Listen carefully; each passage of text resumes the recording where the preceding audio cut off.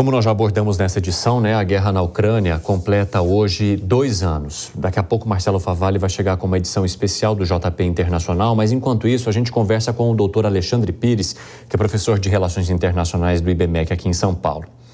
Professor, seja muito bem-vindo, prazer falar contigo mais uma vez, né? Neste sábado, vários líderes ocidentais reforçaram o apoio ao presidente Volodymyr Zelensky. Mesmo assim, a gente não consegue visualizar alguma brecha ou até mesmo uma parada nesse conflito. Que tipo de leitura que o senhor faz depois desses 2 anos da invasão russa ao território ucraniano? Boa noite.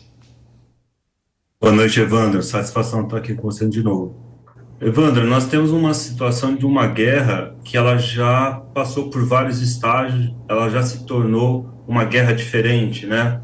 Ela já está assumindo a configuração do que nós chamamos de uma guerra de exaustão, de uma guerra de atrito. Então, as forças não conseguem progredir muito em termos de ganho territorial e acaba sendo uma guerra de manutenção ali de posições. A Rússia estabeleceu uma fronteira há algum tempo, em parte do Rio Dnipro e depois contornando ali o território de Luhansk e Donetsk. Ou seja, praticamente ela fez uma linha que nós chamamos de uma ponte terrestre entre a Crimeia e o território russo original. E ela anexou essa linha. Então a guerra já vem há algum tempo se dando em torno disso. Ou seja, quando a Rússia recua, né, para Kherson, né, e ela recua para trás, né, para leste, digamos assim, do Rio Dnipro, há alguns meses atrás, ela estabeleceu uma linha vermelha e aquele território ela não abriria a mão. Então, a situação hoje da guerra da Ucrânia é essa nova fronteira russa, né, que ela quer estabelecer à força, por meio de uma anexação, e aí gastando toda a energia possível para manter essas posições. O que nós temos hoje é a confirmação do que já vinha acontecendo logo no início. As tentativas da Rússia de ter uma posição em Kiev e conseguir provavelmente o assassinato ali do Zelensky e conseguir desestabilizar o governo foram frustradas logo no início, Evandro. E depois todos aqueles conflitos em Kharkiv, regiões mais ao norte, também não surtiram efeito. Então, essa nova etapa da guerra, que é só naquela linha terrestre no litoral, Mariupol, Melitopol, Kharkov, Kherson, todos esse recuo, né, é para estabelecer um novo tipo de guerra em cima de um território que a Rússia já coloca como seu, e isso modifica a possibilidade de conscrição de tropas, porque agora, como o território é russo, eles podem solicitar reservistas, muda toda a configuração, e isso deu uma vantagem para a Rússia.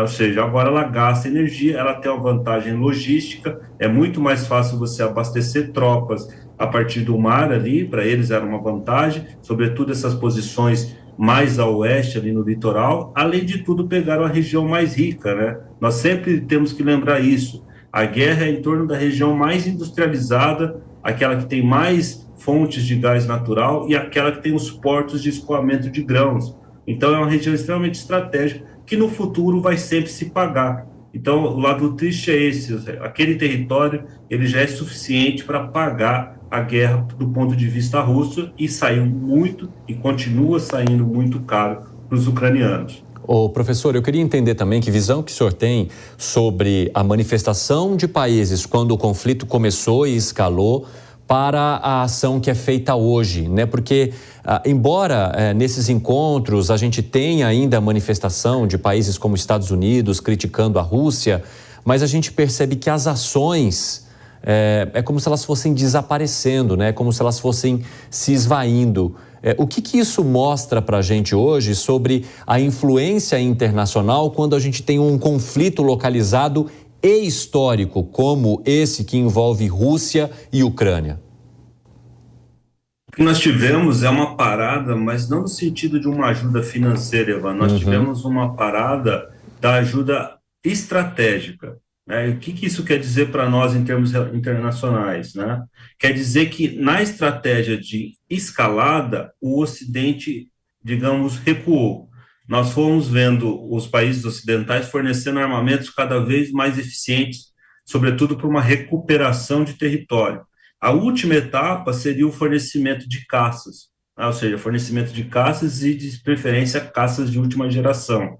Quando chegou nesse ponto em que nós teríamos que escalar a guerra para um teatro aéreo, né, com provável bombardeio e atingimento de tropas russas com armamento tipicamente ocidental, com um carimbo americano, né, ou seja, um caça F-16 ou de alguma geração anterior, eles recuaram, né, ou seja, nós tivemos o último grande apoio com aquela entrega de tanques, né, ou seja, que são, claro, fundamentais para você manter fronteira, mas não são tão eficientes para você retomar ou expandir uma fronteira. E o que nós estamos assistindo nessa semana agora é justamente a capacidade aérea russa, né, atingindo ali posições e destruindo muitas vezes tropas, inclusive Indonésia, que é a grande região ali ainda de expansão do conflito, né? Então, isso fez com que a Ucrânia ficasse num impasse, né? Ou seja, ela está numa situação que, do ponto de vista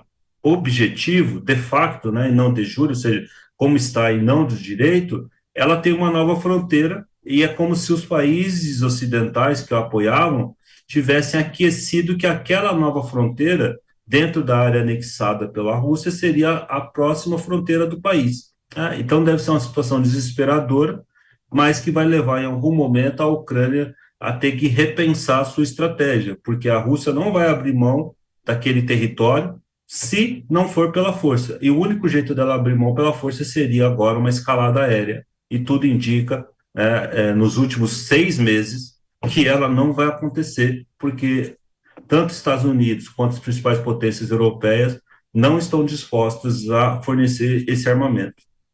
Professor, falando ainda sobre Rússia, agora trazendo um pouquinho mais da relação com o Brasil, nas próximas semanas, né, o presidente da República deve participar daquele encontro do BRICS e ter um encontro direto com Vladimir Putin.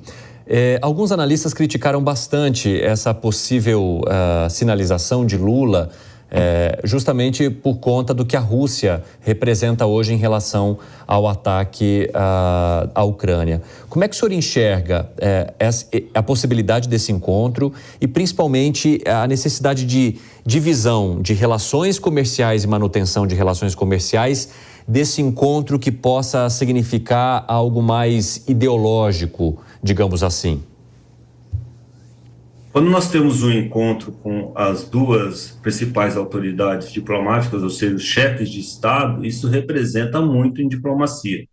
Quando um desses chefes de Estado está numa situação de colisão com todo o bloco ocidental e outros blocos ali, no geral, um país que busca uma neutralidade diplomática teria mais cuidados e enviaria uma autoridade ali do alto escalão, ou seja, provavelmente o chanceler, né, o ministro das Relações Exteriores, para uma reunião com um par ou mesmo com o próprio chefe de Estado, para mostrar que o presidente não está ali, digamos, assinalando, chancelando essas posturas. Quando nós temos o presidente do Brasil, nos últimos tempos, sinalizando em alguns momentos, um discurso, uma fala muito mais dentro dos interesses de Rússia, China e dos blocos e dos países que têm uma visão um pouco mais anti-ocidental, o Brasil, de fato, acaba ficando distante da ideia de um país que é neutro. Tá? Ou seja, isso foi dito lá no início do governo, mas a prática tem dito que o Brasil se afastou realmente dos Estados Unidos, né, naquele alinhamento do governo anterior, e não buscou uma neutralidade. Parece que realmente um realinhamento vem ocorrendo. Até mesmo aqui na emissora, a gente tivemos a oportunidade de conversar disso, né? Ou seja, então esse realinhamento vem se intensificando. O correto seria, se o presidente brasileiro fosse fazer uma visita ao Putin, ele teria que, na sequência, fazer uma visita ao Zelensky. Nós sabemos que é improvável que isso vai ocorrer, porque já houve um gestual lá, logo no início do governo, que também não foi assim, né? Ou seja, houve uma sinalização ao Putin sem ter a recíproca lá com o Zelensky. Então, o Brasil está numa quadra em que essa diplomacia é uma diplomacia governamental e não de Estado. Ou seja, as tradições do Estado brasileiro em termos diplomáticos, por enquanto, nesse momento, não estão sendo seguidas e o Brasil caminha numa nova direção, e isso é, digamos, a tônica aí até o fim do governo. Professor Alexandre Pires, muito obrigado por conversar conosco neste sábado. Espero que o senhor tenha um ótimo fim de semana.